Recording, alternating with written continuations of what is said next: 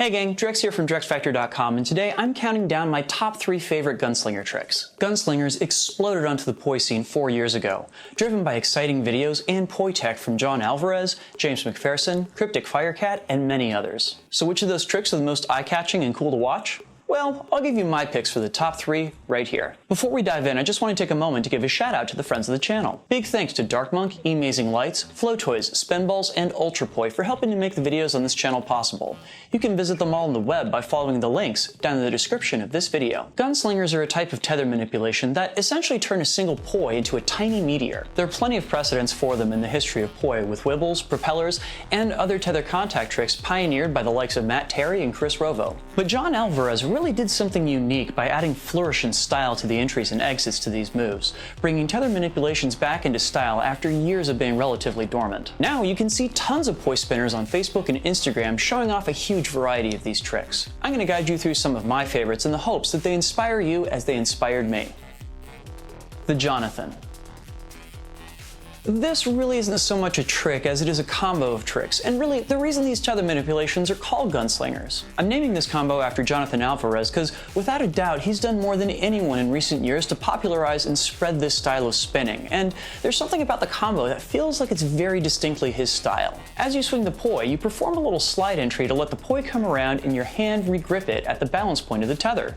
Perform a quick weave, and then a spiral wrap.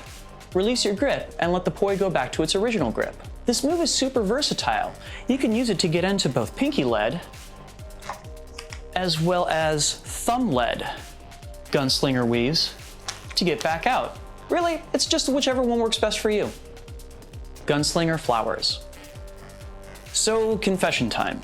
I really didn't see the point in gunslingers until I saw somebody performing Gunslinger Flowers, and then all of a sudden it became clear to me how versatile they truly were. It took several months for me to get down enough of the basics to be able to perform Gunslinger Flowers, and I'm still working at polishing up the in-spin version of this flower. Part of what's so cool about these is that they're essentially very specialized meteor weaves that the hand moves up and down as it performs, leaving a 10-petal anti-spin flower that looks so cool. Try these as a hybrid with a 4-petal anti-spin, or even together for a blisteringly fast and incredibly stylish move.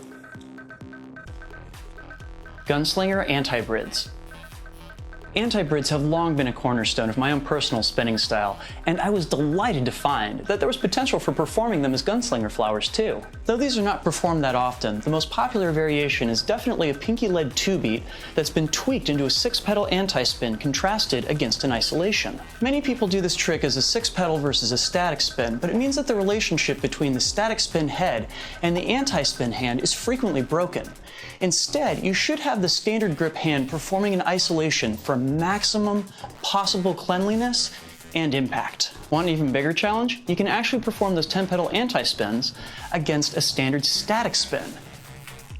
It does require you to do the anti-spin really fast, so it's easy to run into tangles or hit yourself, but the result takes everything that looks cool about the isolation versus 6-petal anti-spin and scales it up for good measure. Has any of this made you want to learn more about gunslingers?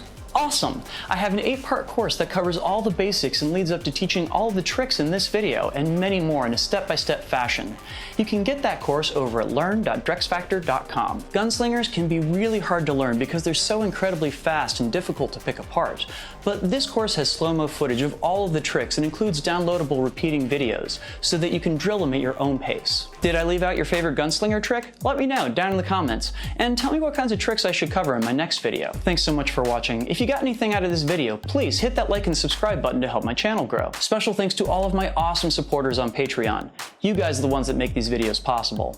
If you're not a current backer and would like to sign up to support the work that I do, please go to patreon.com/DrexFactorPoi. Thanks again, and peace.